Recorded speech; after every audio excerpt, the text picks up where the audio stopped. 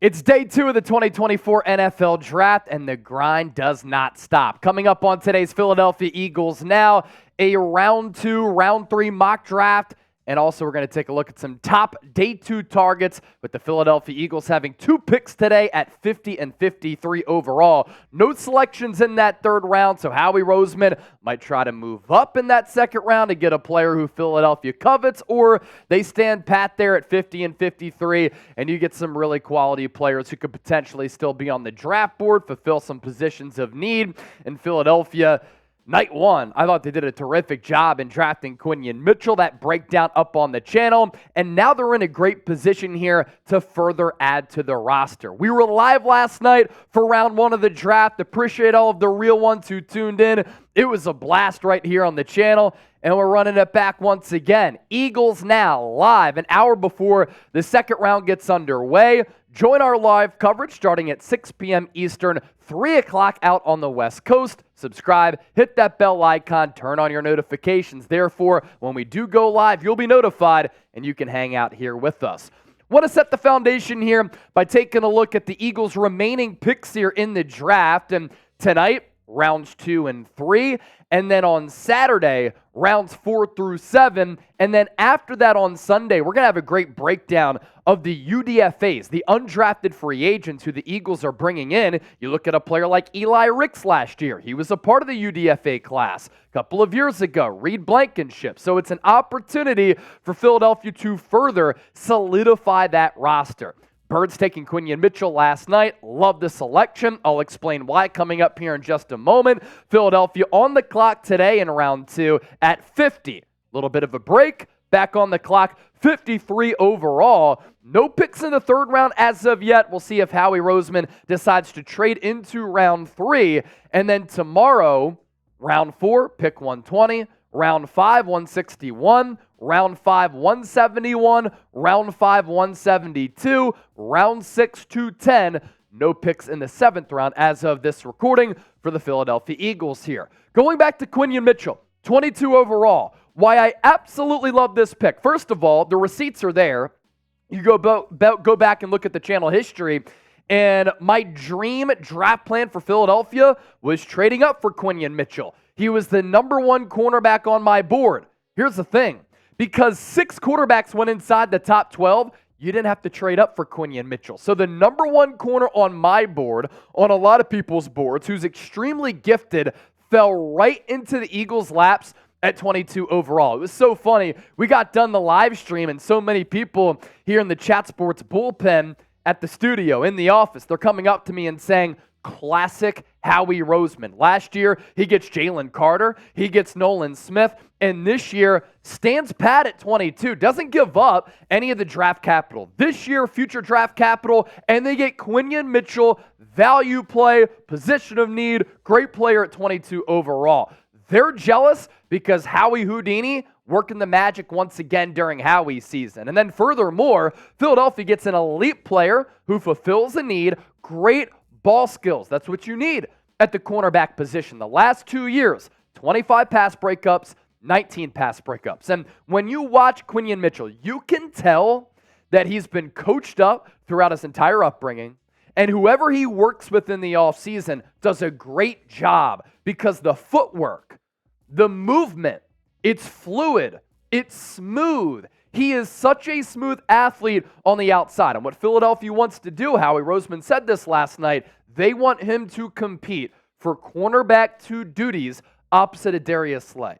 Hopefully he can take over that job and take it away from the grasp of James Bradbury. But Quinyon Mitchell even said, I'm ready to contribute from day 1, whether it be outside or inside. Now at the college level at Toledo, he was strictly an outside corner, but I like his willingness to have positional versatility. He also plays special teams. Bill Belichick pointing that out with Pat McAfee, that this kid is going to be able to impact the game one way, shape, or form right from the jump as a rookie. He's so experienced from his time at Toledo, and I just think that he's a seasoned prospect, and as I've said, a plug-and-play starter. And then the personality traits, what he brings to the field as just an individual. He's a dog. He has swagger. He wants to prove himself. Nick Saban said last night he tried to recruit him to Alabama.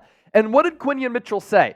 High character. Eagles love it. He said, my relationships at Toledo, more important than playing on a big stage and getting a lot of money. He cares about that stuff. So too does Philadelphia, and it's a perfect match here. As for the best players available going into round 2 here, a lot of really good players because of those quarterbacks, 6 of them going inside the top 12, matriculated down the draft board. They slid. And now the Eagles are in a position here at 50 and 53. You can package those 2 picks to move up if you want to. If not, you stand pat once again. And I think another good player could fall into Philadelphia's lap. So you have Johnny Newton, Jerzon Newton, defensive tackle out of Illinois, first-round talent, 15 overall on our draft expert Tom Downey's big board. Jackson Powers Johnson, really talented center, 21 overall player on the big board. How about Kool-Aid McKinstry lasting until round 2? Ladd McConkey, really good slot wide receiver, smooth footwork, just a precise route runner. He's still available. Cooper DeJean is the #1 player on my personal big board. I thought he could have been a top 20 pick. Surprised that the Philadelphia Eagles didn't go that route, but I too would have gone with Quinyon Mitchell. Adonai Mitchell, fantastic wide receiver, 6'2", everything to his route tree, and a physical presence who can really do everything as a wideout. Good production last year at Texas alongside Xavier Worthy, and at that size, still running a 4.3, 4.4 40-yard dash. Kingsley Suamataia, more on him in a moment. Offensive tackle out of BYU. Zach Frazier, very talented pulling center who just has that nasty streak to his game. Love what he put on tape at West Virginia. And then furthermore, a couple of players who are going to be of the Eagles' interest here. Edgerrin Cooper, blazing fast linebacker. Last year added blitzing to his arsenal with 8 sacks. Mike Sainristil out of Michigan. Think he's the best slot corner in this draft class. Keon Coleman, if you want that jump ball wide out to climb the ladder, go up and get it with some of those 50-50 balls. Cooper Beebe, dog along the interior offensive line for Kansas State. Roman Wilson, slot wide receiver out of Michigan. Troy Franklin, really good athlete. Braylon Trice, tested poorly, but the production certainly there if you don't predicate everything on testing numbers. Brain Fisk, defensive tackle out of Florida State. So these players could fall to Philadelphia once again. My positions to watch here in round 2. And again, we'll see if Howie Roseman decides to trade up into round 3. Offensive line, wide receiver, linebacker. Those are the other needs here for Philadelphia. You can't rule out defensive tackle. You can't rule out edge rusher because Howie Roseman values those positions. As for ESPN's round 2 mock draft, they have the Philadelphia Eagles selecting Michigan linebacker Junior Colson with the 50th overall pick. We have discussed him extensively here on the show, and I had him going to the Eagles in one of my mock drafts because I like the player, and you need to bulk up that linebacker spot with some young premier talent. And I believe that Junior Colson can be a premier linebacker in this league. 6'2", 238, young, still only 21 years old, very experienced, 43 games, 36 starts, never missed a game since going to Ann Arbor. I have trust in Jim Harbaugh's player evaluation. I love what Jim Harbaugh said night 1 of the draft, by the way, after taking Joe Alt. We look at offensive linemen as weapons. That's a hashtag football guy right there. No pre-draft workout for Junior Colson because of a hamstring injury that ailed him, but a stout frame and build, lateral quickness and acceleration, great work ethic, 0 penalties, so the football IQ is there, just like it is for Quinyon Mitchell. If you want to continue to fortify the defensive side of the football with some young dogs, good coverage linebacker, 257 career stops, so the production very consistent. As for Edgerrin Cooper, he's not as refined as Junior Colson, but you might like his potential a little bit more and the athleticism a little bit more. Not as bulky, or to use the word that a lot of people like, girthy as Junior Colson. 6'2", 230,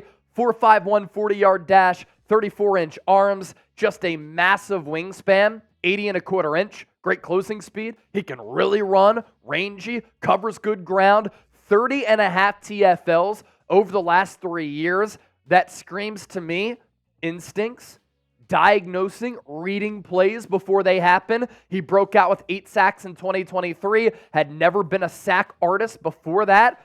I get excited as to what Vic Fangio can do with the prospect of that caliber. Late to recover and overcommit sometimes. That's not an issue with Junior Colson.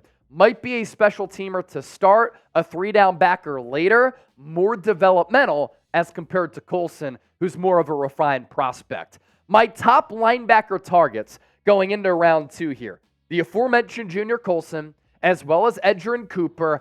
Payton Wilson is such a fascinating player because he tested so well. He plays the position with reckless abandon. The production, when healthy, has been great. But the injury history, I'm sorry, scares the shit out of me. If you want to go bloodlines here, Jeremiah Trotter Jr., the son of the Axeman, an All-Pro with Philadelphia under Jim Johnson in the early 2000s. Eagles have not even sniffed having a linebacker as talented as Jeremiah Trotter Sr. since he decided to walk away from the great and beautiful game of football. Jeremiah Trotter Jr., not as big as his pops. Probably doesn't have the upside of his pops, but an instinctual player. You can tell that he's an all-pro and football player's son. And I think that with some of those instincts, he's going to be able to play in the league for a long time. I think he could, emphasis could, slide to round 3. Colson, Cooper, they would be my top choices if they're on the board at 50. So from my mock draft, I'm going with one of the 2 right there. But Howie Roseman loves athletes. That's why you can't rule out Payton Wilson. And then the Jeremiah Trotter Jr. connection, certainly alive and well. What position will the Eagles go with at 53? What position do you want the Eagles to go with at 53? Throw in 50 as well. I'm mentioning 53 because we're about to talk about that position coming up here in just a moment. But hold on. Let's get to game time. If you're looking to go to a sporting event, looking to go to a concert, comedy show, theater event, download the Game Time app. They're not going to hit you with these outrageous fees. You're not going to go on the Game Time app, get your tickets, and think that you're going to have a great view, then have an obstructed view. With the Game Time app, you can see the view from your seat before you buy, so that when you get to the event, the vantage point is exactly what you expected, right? Use the code CHATSPORTS and get $20 off. How about the 1, 2, 3, 4, 5 Sixers? The 10, 9, 8, 76ers taking down the New York Knicks. Game 3 at the Wells Fargo Center. You want to go to Game 4 on Sunday? Tickets still available. Joel Embiid, banged up knee, Bell's palsy, still drops a 50-piece against the New York Knicks. $20 off using the code CHATSPORTS. How about the Philadelphia Phillies? Red hot right now. Bryce Harper misses a couple of games, paternity leave. He comes back, mashes a home run. Zach Wheeler, dealing. This Phillies team, exceptional. Tickets available for Phillies games, Sixers games. But again, not just sporting events. You want to wait? You want to get out ahead of the game? Get some Eagles tickets for the fall? Download the Game Time app. Lowest price guaranteed. They specialize in last-minute tickets. $20 off, code CHATSPORTS. Now let's take a look at pick 53. I previewed it for you. That's what you call a great segue in this business. Segue, one of those words that is spelled very, very weirdly. S-E-G-U-E. Using my journalism degree to my advantage here. ESPN Day 2 mock draft going with Kingsley Suamataia, the BYU offensive tackle with the 53rd overall pick for Philadelphia. Say his name 10 times fast. I'm sorry. I'm a little bit wonky on today's show. Went to bed at 2:30 and we're back on the grind and back hustling. When I scout Suamataia, 6'4", 326, quick for that size. He clocked a 5.04 40-yard dash. The arm length, pretty good, 34.25-inch arms. He packs a punch with those hands. Nimble and quick feet in his sets. He is a mauler with a boxing background. You can tell with his ability to have that strong punch, very important for an offensive lineman, but also the quick feet. That's what you need as a boxer. He's a good run blocker. Pancakes dudes and takes pride in doing that. Pretty experienced at the BYU college level, 24 games, 23 starts. I like the positional versatility, 12 starts at right tackle, 11 at left tackle. You want to pop him inside? You can do that. He got a little bit fatigued against NFL competition at times, playing at BYU, might need a year to develop, but it's a second-round pick. If you don't expect him to be a plug-and-play guy right from the jump, that is fine. You can develop him, and I like the upside of the prospect. I like the value of taking an offensive tackle here. I didn't like the thought of taking an offensive tackle in the first round, especially when Brian Baldinger says, look, if Lane Johnson could stay healthy, he wants to play for another 4 or 5 years, and he's still playing at a really high level. You draft his future replacement. It doesn't really help your football team right now. And then with Quinyon Mitchell falling to you at 22, that's just fantastic value right there. As for the top offensive tackles available, you don't have to show this, but I can read it out. Kingsley Suamataia out of BYU, Patrick Paul out of Houston, Roger Rosengarten, very good scheme fit, did not allow a sack, protecting the blind side for the left-handed throwing Michael Penix Jr. last year. Mel Kiper thought that if Rosengarten were to come back to school, maybe he could have been a top 10 pick in the 2025 draft. Upside there, I dig it. And then Blake Fisher, offensive tackle out of Notre Dame, very highly touted recruit coming out of high school, and that could be another player of the Eagles' interest. Do not rule out wide receiver because Philadelphia didn't go that route at 22. I have him addressing linebacker at 50 overall. Plenty of good wide receivers are going to be on the board. I guarantee you of that because this is a deep wide receiver class. This is a position where the hit rate has increasingly gotten better and better because 7-on-7s, kids growing up, not playing running back any longer. They know that you can get more of a bag playing that wideout spot. Plus, the college game making the seamless transition to the pro game a little bit easier for these wideouts. And then the rule changes at the NFL level, making it easier for wideouts to succeed at the NFL level. What I like about this list here is the variety. The Eagles could use a slot, but what if they go Keon Coleman, jump ball wide receiver with tremendous size, so you could go with an outside guy who's tall. You could go with the burner who's fast. You could go with the slot wide receiver to create some mismatches out of the slot. Ladd McConkey, Adonai Mitchell, Keon Coleman, Roman Wilson, Troy Franklin, Jalen Polk. Malachi Corley is kind of like a Deebo Samuel clone for me. And then Jermaine Burton. You want to go Tez Walker out of UNC a little bit later. That's my point. You can get a very, very good wide receiver at 50 or 53. I think that you can get a really good wide receiver in the 4th round. A player like Malik Washington caused 35 missed tackles last year for Virginia as a Northwestern transfer. That is a player who's the apple of my eye. So some very intriguing wide receivers, offensive tackles, and then obviously the linebackers that we already discussed. Your dream target, day 2 for Philadelphia, locked and loaded, picks 50 and 53. We'll have a video out for the 50 and 53rd overall pick, and then draft grades. But come hang out with us. Eagles Now, live an hour before the draft, 6 o'clock Eastern. See you there.